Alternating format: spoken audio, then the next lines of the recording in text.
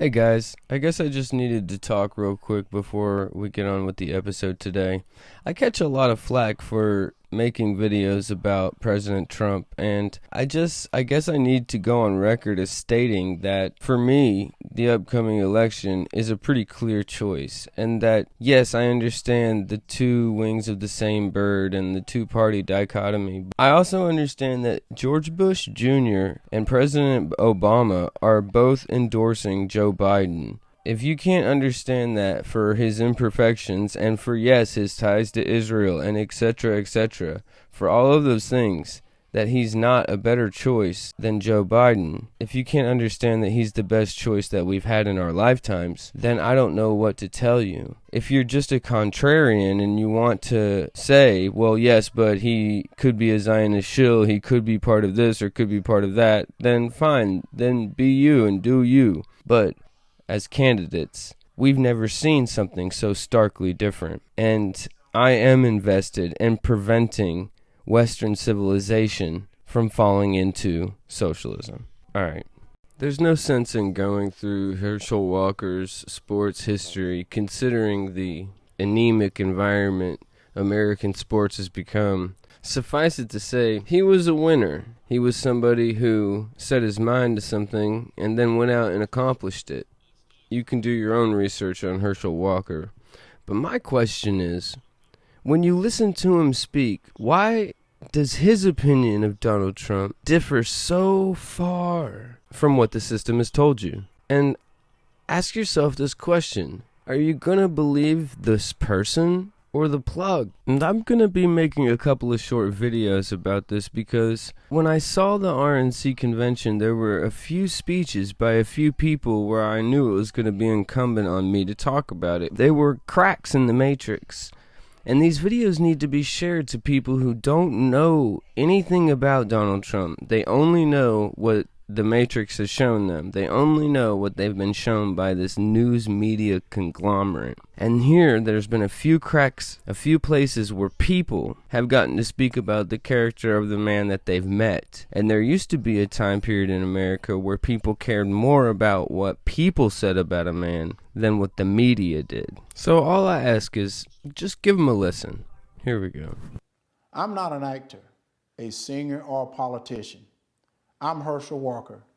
Most of you know me as a football player, but I'm also a father, a man of faith, and a very good judge of character. I've known Donald Trump for 37 years, and I don't mean just casual ran into him from time to time. I'm talking about a deep personal friendship. I watched him as an owner of a professional football team. Right after he bought the team, he set out to learn. He learned about the history of the team, the players, the coaches, every detail. Then he used what he learned to make the team better. I watched him in the boardroom. He can be in the middle of a big meeting, but if one of the kids was on the phone, he dropped everything to take the call. He taught me that the family should be your top priority. I watched him treat janitors, security guards, and waiters the same way he would treat a VIP. He made them feel special because he knew they were. He understands that they are the people who make this country run.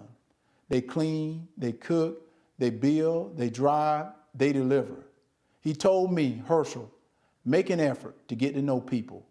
Remember their names. That stuck with me. One time, I planned to take his kids to Disney World with my family. At the last minute, Donald said he'd like to join us. So there he was, in a business suit, on It's a Small World ride. That was something to see. It just shows you what a caring, loving father he is. It hurt my soul to hear the terrible names that people call Donald. The worst one is racist. I take it as a personal insult that people would think I've had a 37-year friendship with a racist.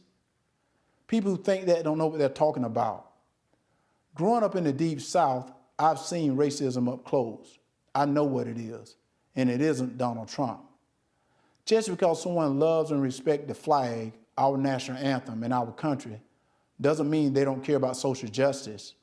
I care about all those things. So does Donald Trump.